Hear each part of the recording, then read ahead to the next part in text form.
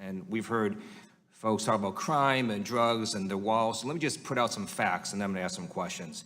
We know that based on the Trump administration's own data, border crossings have decreased 75% from 2000 to 2018. We know that based on the FBI's latest statistics, violent crime and property crime are down across America. We know that based on the Department of Homeland Security's own data, 89% of legal drugs flow through legal checkpoints. So a wall is really something in search of a problem that does not exist. Now I've got some questions about TPS and DED. These are programs that the Trump administration want to terminate and have terminated, and it reeks of racial animus. My first question is to Mr. Arthur.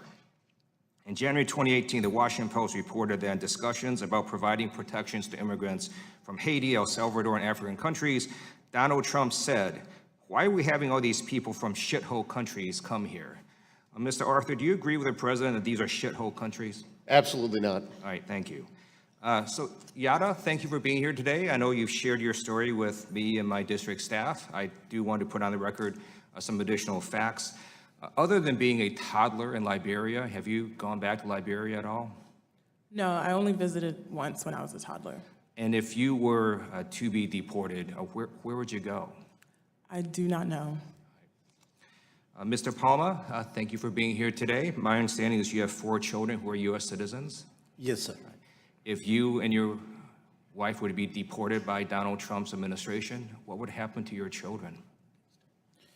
That's the big question we are trying to answer at this specific moment. And that's why I think myself and many other TPS recipients are doing everything as possible to keep our families together, because the urgency is there. The safety of our kids is a priority, and that's why we are doing everything we can. Thank you. These are cruel actions by the Trump administration. Now I'd like to switch to DACA. And Mr. Yanez, thank you for being here. Thank you for your testimony. You did say in your statement that a vote that goes nowhere is not enough, and that a clean DACA bill would not pass the House of Representatives. I believe that's incorrect. I do believe the House of Representatives will pass a clean DACA bill. And my view is don't sell yourself short. You've overcome many obstacles. Don't sell the House of Representatives short. We will pass a clean DACA bill. Public sentiment is on your side and on our side. A poll last year from CBS reported that 87% of respondents, nearly 9 in 10 people in America, want DACA students to remain in America. So we're going to pass that to U.S. Senate. We're going to see what the U.S. Senate does.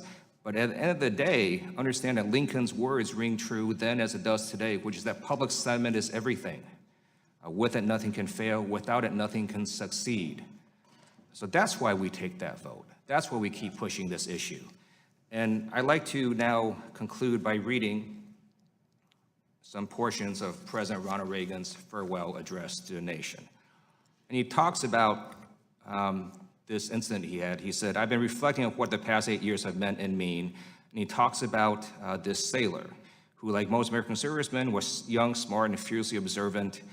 And the crew spied on the horizon a leaky little boat, and crammed inside were refugees from Indochina hoping to get to America. The Midway sent a small launch to bring them to the ship in safety. As the refugees made their way through the choppy seas, one spied the sailor on the deck and stood up and called out to him. And he yelled, "Hello, American sailor. Hello, freedom." And Reagan concludes towards the end, "And how does this city on this winter night stand? More prosperous, more secure, and happier than it was 8 years ago. But more than that, after 200 years, 2 centuries, she still stands strong and true on the granite ridge, and her glow has held steady no matter what storm. And she's still a beacon, still a magnet for all who must have freedom, for all the pilgrims, for all the lost places who are hurtling through the darkness toward home." And Mr. Chair, I'd like to enter the January 11th, 1989 address of Ronald Reagan to the nation for the record. And I'm going to conclude by saying that my parents are immigrants. They had little skills when they came here, the same as Donald Trump's grandfather, who spoke little English and came and was a barber. And Mr. Arthur, I think your view that we should only allow immigrants in based on skills is deeply offensive. Neither Donald Trump nor I would be here today if that in fact were the law. And it's so, in fact, radical that even a number of U.S. Republican senators could not vote for your proposal.